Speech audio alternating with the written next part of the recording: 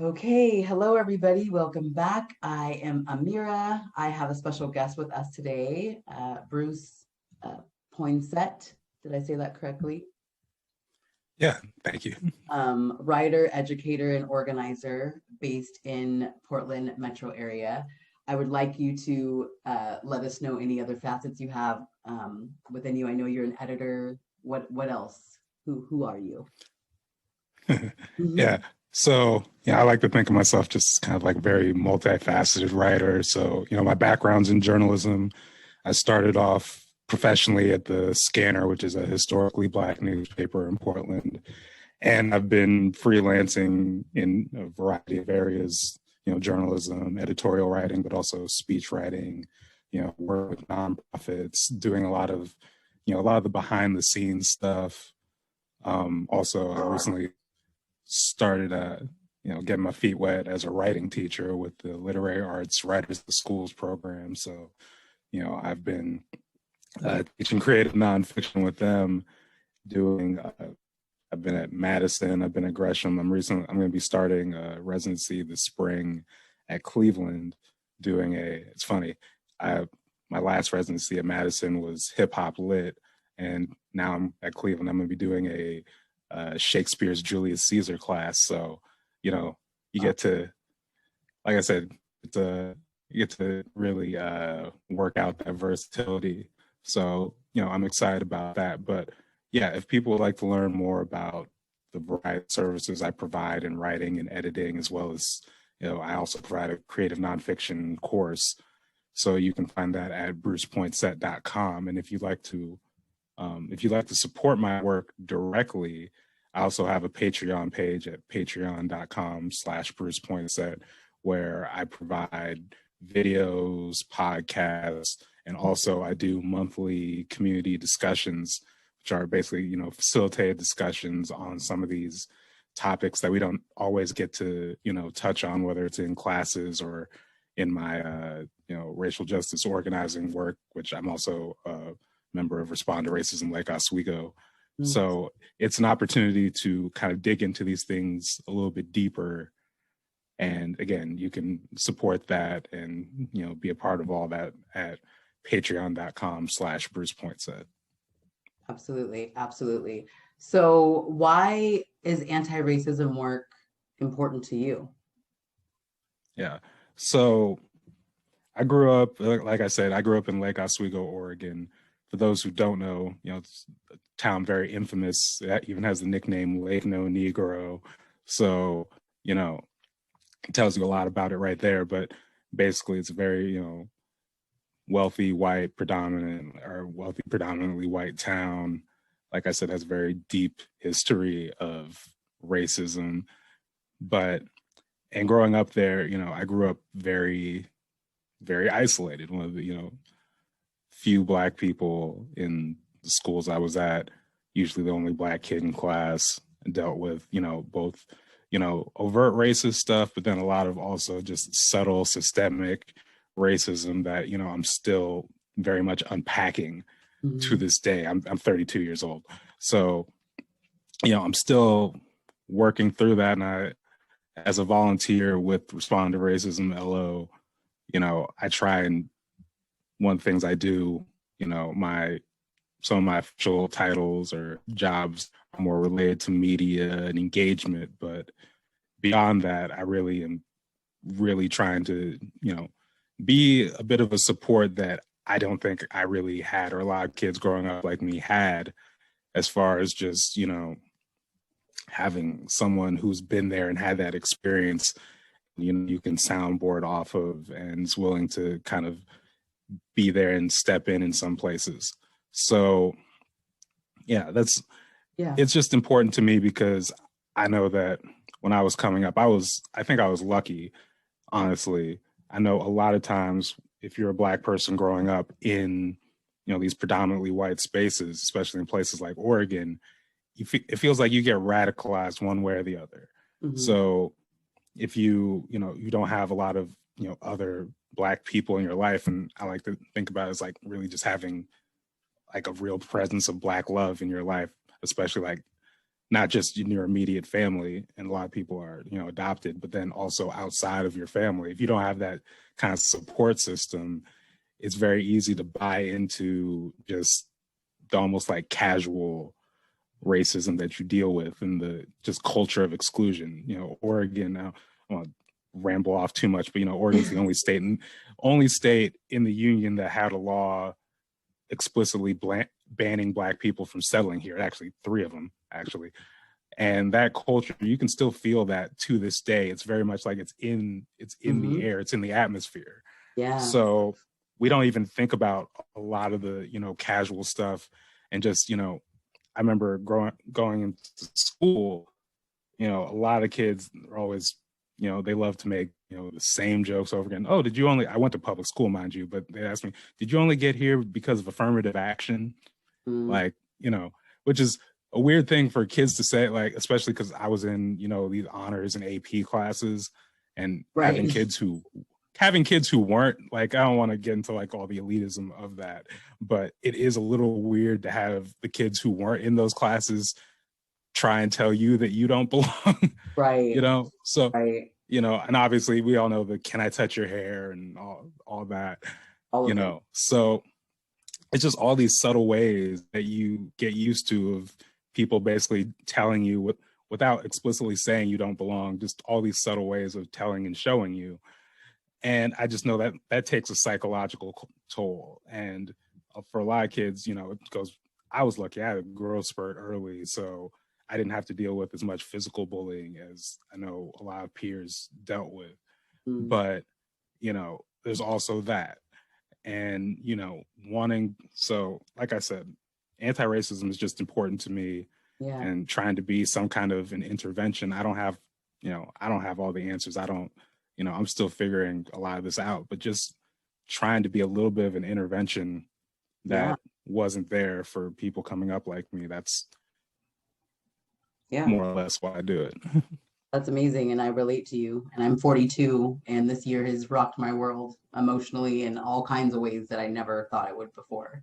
And realizing at all the ways that I contributed to it, without realizing it, it was mortifying to me. So, but speaking of the anti-racism, you had an anti-racism letter writing workshop that was supposed to happen on Valentine's Day, I believe the date was originally.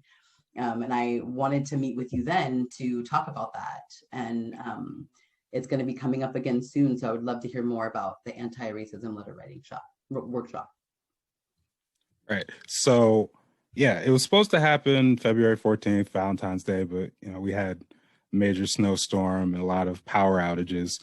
So basically we had to, you know, we had technical difficulties and we had to reschedule. So it'll be on March 14th. And this is through, again, Respond to Racism LO. It's in partnership with student groups at Lake Ridge High School, which is one of the high schools in Lake Oswego. Specifically, Lake Ridge Students Demand Action, the Lake Ridge Equity Council, and the Lake Ridge Gay Straight Alliance. So these three student groups are coming together, and they actually provided a version of this workshop earlier in January. So, you know, it made it kind of, the synergy was pretty easy there. But basically the idea is, like, writing is a very powerful tool. And in LO, especially, like, a lot of people, you know, we talk about like the idea that, you know, print media is dead. And that's true in a lot of cases, I can say, as, you know, a semi-retired journalist. But in Lake Oswego, the local paper, the LO Review, is very much still a very powerful source. It's very much, you know, widely read. It's very influential.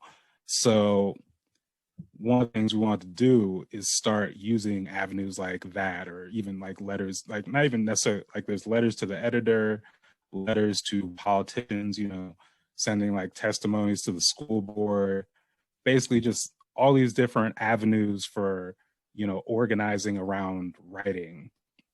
And we wanted to use that to help kind of push sort of an anti-racist culture, and also just, you know, make some voices that haven't been particularly visible, or haven't really, I guess I shouldn't say haven't been visible, but just haven't been as, you know, heard. give some more visibility to that. And I think a lot of times, it can be these spaces, whether it's, submitting something to a newspaper or submitting a testimony to, like a city council or something, it can seem intimidating. Mm-hmm. So what we wanted to do was basically create, we got a group of volunteers who, have a little bit of a background in writing, and we wanted to provide, I'm sorry if I'm bouncing around, because the writing workshop is kind of two things. There's the workshop hosted by the students, and then it also includes a proofreading support from volunteers with Respond to Racism. So basically, we'd have a workshop for the students, set, give some background, kind of build for those who are still trying to learn about what they want to do, give them a little bit of a foundation. And then we have volunteers who are going to be here. We're going to try and do this monthly as far as holding sessions, as well as have a forum where you can kind of send in stuff remotely to get feedback as well, because, sometimes you're going to need something finished before before these meetings, right? Or you need something to get looked at and published.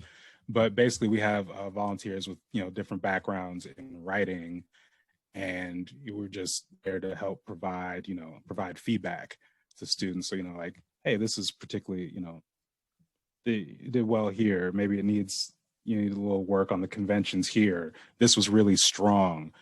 Oh, I have a question about, this sentence or this passage right here. Mm-hmm. And basically just providing feedback to help, strengthen. I think a lot of these students are actually, better writers than they think they are. Mm-hmm. I think that's something I've really learned from doing some of these residencies through creative nonfiction.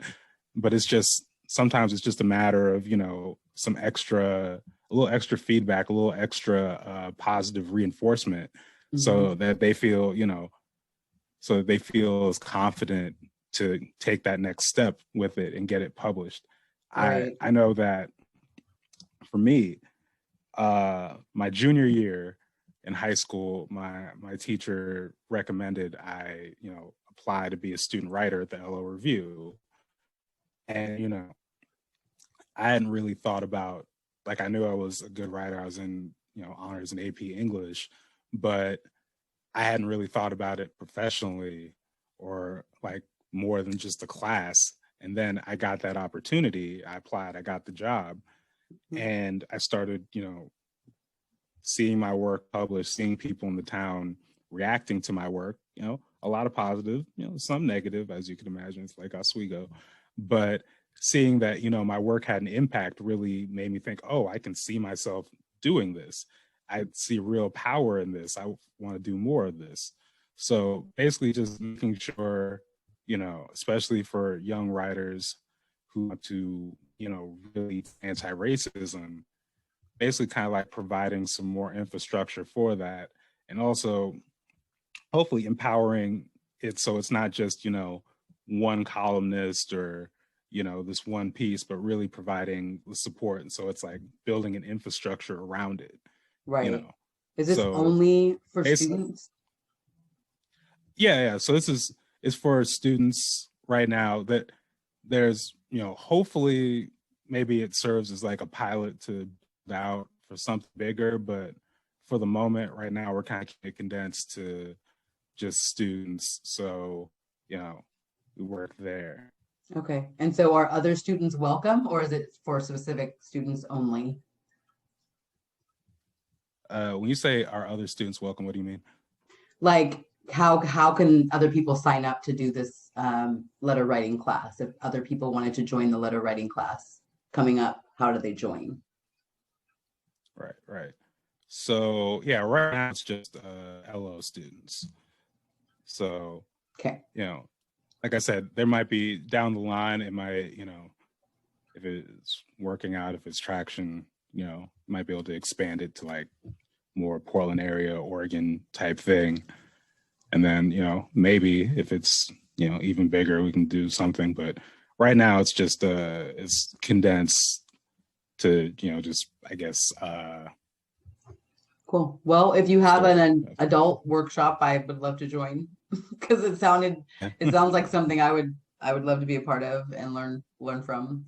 And it sounds like a safe space to do it in. So I would love to learn more. Um, Yeah, so as I was looking at your page this last several weeks, one of the things that jumped out to me was something called narrative in media. And I wanted to know if you would explain a little bit more about what that is. absolutely. So, narrative in media was a workshop I hosted recently for the Patreon page, and it is basically it's born from uh, part of my presentations that I do, or part of my lessons I do for creative nonfiction. So when I do those courses each day, it's usually like 8 to 10 to 15, depending on, the bell schedule for the classes. But it's basically like working on a different technique or different aspect of creative nonfiction writing. So one of the lessons I do is on narrative and, you know, how you use plot to tell a story, but then also understanding, being able to analyze in media how they're using plot to tell stories and what are the implications. So, with this, I usually like when I do the lessons, they're usually about like an hour and a half, and I have one section where I specifically you talk about kind of like different story types and you know and how to recognize, one, defining what they are, because if you break down, if you look in media and you look in just the news, almost all the stories break down into like 7 kind of basic, almost fairy tale story types that you would recognize, but and it seems almost too simple. But I've also learned, just as both a writer and a consumer of media, oh no, this is one of the reasons why all these story types, or why news stories break down into sort of these simple story types, like the comeback kid, the fall from grace, the long con, the quest, one of the reasons why all these news stories kind of fall into these categories is because it's just, for whatever reason, it's kind of like how we're programmed as human beings to kind of take in stories and take in narratives and understand things. So it's basically like, it's a way of making, complex stories more understandable for people. Yeah. It can also be used as a way to manipulate people, obviously. So, I wanted to use sort of my experience in media, like I said, again, as a writer, as a consumer, to kind of pass that on for people who maybe don't recognize that. One, just to understand it, but then two, also because, being involved in this organizing space, I know that it's a powerful tool. It can be a powerful tool for, again, just pushing these efforts we need to push. So when we had the discussion on Sunday, one of the things that came up again was the snowstorms, and specifically in Texas, where they deregulated the power, and when a historic snowstorm came, it was an absolute disaster where I don't know what the death count is now or everything, but it was terrible. Mm-hmm. But one thing that came up in our discussion on Sunday was, okay, let's take what's happening in Texas. Let's take, some of these talking points about, because people have said, well, let's blame this on the Green New Deal and other wild stuff like that. And let's use this as an example right now, real time when we're talking about this. So what is this? And, we talked about the different ways in which it's covered, or like even the way, the Texas incident was covered depending on what news site you were looking at. So if, on most news channels, it's a tragedy, right? Because it's a tragedy. But you look at some, again, where you talk about people saying, well, isn't this the fault of, see, this is why we shouldn't invest in renewable energy. you see some sites covering it as a long con, as, you know, and what are the implications of that? Why is that important? And then to take it a step further, because I just, you know, doing activities in the kind of like, you know, see how we assess and process the information, we just decided, let's practice what it might look like to set up a discussion on the Green New Deal and how we can use narrative for that. So in this case, you know, we talked about, you know, the attendees were like, let's set up a meeting series or a discussion series to communicate this. And what would that look like? Mm-hmm. And what's the story we're trying to tell? And how is it going to appeal? You know, who's the audience we're talking to? How's it going to appeal? How do we use narrative again, you know, to really appeal and tell the story? Because, and sorry if I'm rambling here, but every time, you know, I believe that, you know, whenever you're communicating, you are using storytelling, whether you recognize it or not. So whether you're writing a grant proposal, whether you're making a speech, but even if you're, you know, just meeting someone for coffee to, you know, oh, I'd like to learn more about, you know, someone's like, I'd like to learn more about response racism. Mm-hmm. Even in those, you know, that conversation, I'm telling a story.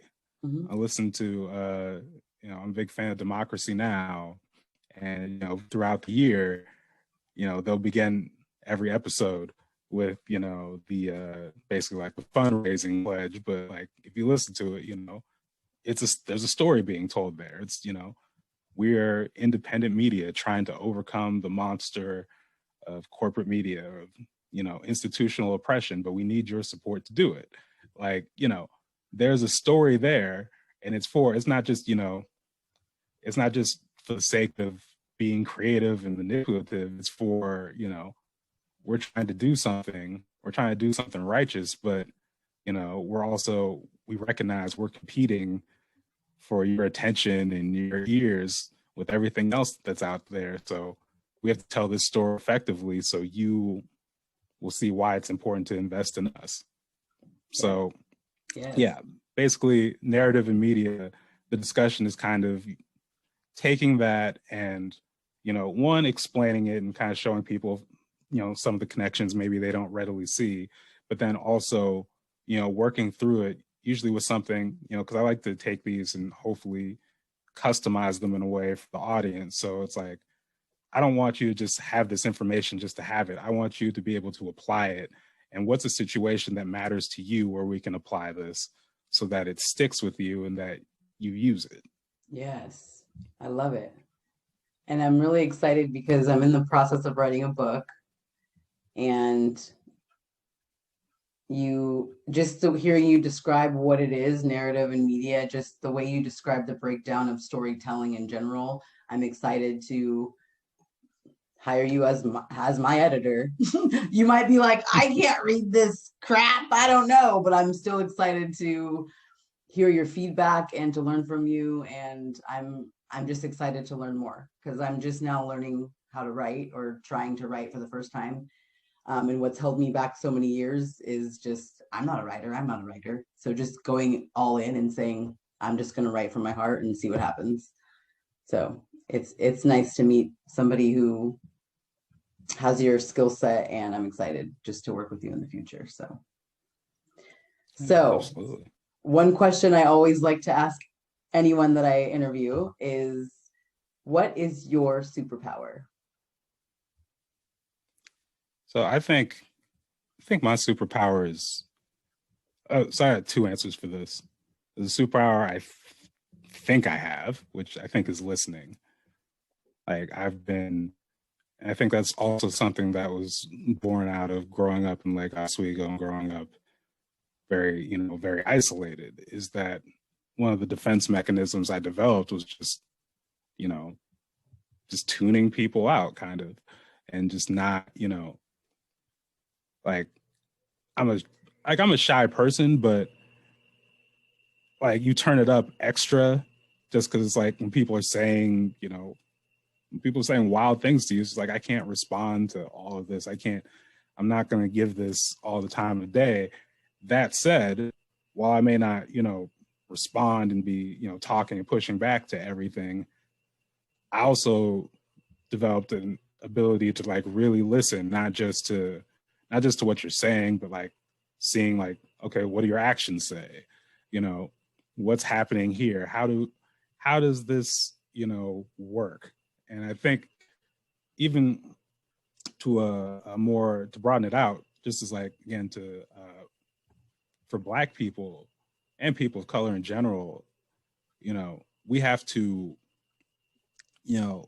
we have to learn how to navigate these predominantly white spaces, whether it's work, life, et cetera.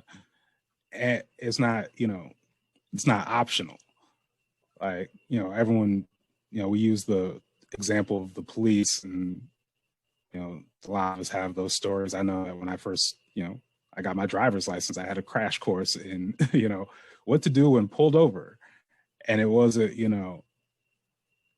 like it was real stakes situations. You learn, oh, okay, I have to, I have to put on my polite face and say all the things, just, even any kind of whatever small they're looking for any kind of resistance to say you resisted. And you got to learn that game. You got to learn how to talk to police. You got to learn how to walk through, people will say, oh, I feel threatened by you. So then you got to learn how to be not threatening until you learn, oh, they're going to say I'm threatening anyway. So then navigate around that. But the point being is, from a, as soon as you get into the social situations, as like a very young child, you learn how to navigate basically through trial and error. And because you are, doing that learning, and you just pick up, you just kind of, you understand how to move through the world. So we just kind of have this natural, or not natural, but you just kind of pick that up, and you kind of, like I said, you learn how to listen and see. And I think because I was just particularly, I didn't fit in LO and going to Portland in like Black community settings. And, it's like, the cliche, it's like, I'm too Black for the suburbs, or I'm too Black for the white people, I'm too white for the Black people, kind of thing. So I'm constantly,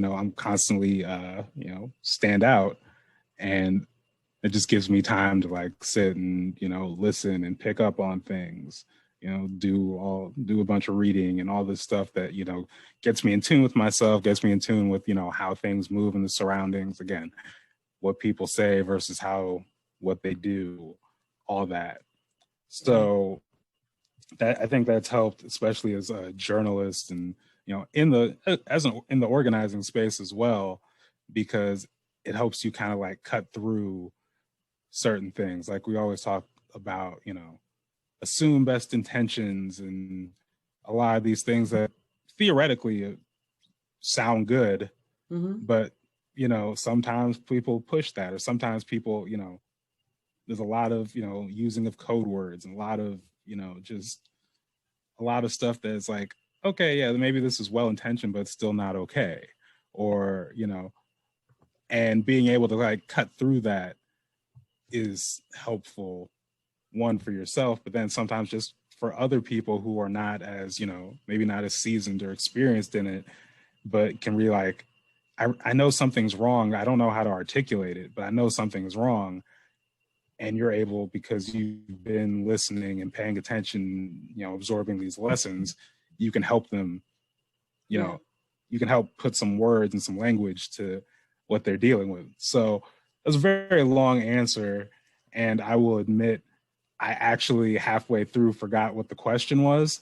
So, okay. You said you had a two-parter. Yeah. I remembered that again. So I'd say, like, I think listening though it helps me, like I said, pick up on things. Also, sometimes just professionally, ask questions that people may not ask, or look for certain, angles and things and stories that other people might not think of. Mm-hmm. As far as the superpower I want to have, though, which is part two, I want to be really like, I want to be like the Vision in Marvel, like where you can basically like effectively download information almost instantly and just like take it on. Like, oh, I mean, I don't want to spoil if people watching WandaVision and don't want to, but in an early episode, my apologies to people, but it's just a moment where it's like they need they need to find a doctor, but the doctor is not readily available. So Vision's just picks up a doctor's book or like a old doctor's textbook and just like, shh, okay, I got it now. Like, if I could, that's what I want to do, is just be able to like, oh, okay, I want to, like pick up all the, all these, especially right now as we're in tumultuous times. It's like, I could really stand to learn how to, how do I, if I need to survive in the forest, I could really stand to like get all those. I need to learn how to fish and, navigate and stuff without anything, and build shelter from nothing. Like, exactly. I would really like to have, that kind of just, yep. Let me, like, if I could just like stare at a person and just, absorb their expertise almost, so I could do whatever. Wow. Fortunately, That's a good one though. That's the most unique one I think I've heard. Hi everyone. I wanted to make sure that it was clear how to reach Bruce. I apologize if the video was kind of cut off a little bit abruptly.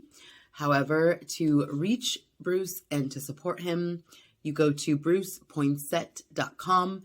His last name is spelled Poinsette.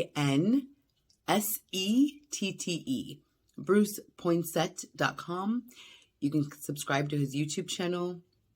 You could follow him on Instagram. And you can also support him on his Patreon by going to patreon.com/Bruce Poinsette. Patreon.com/Bruce Poinsette. Thanks for watching.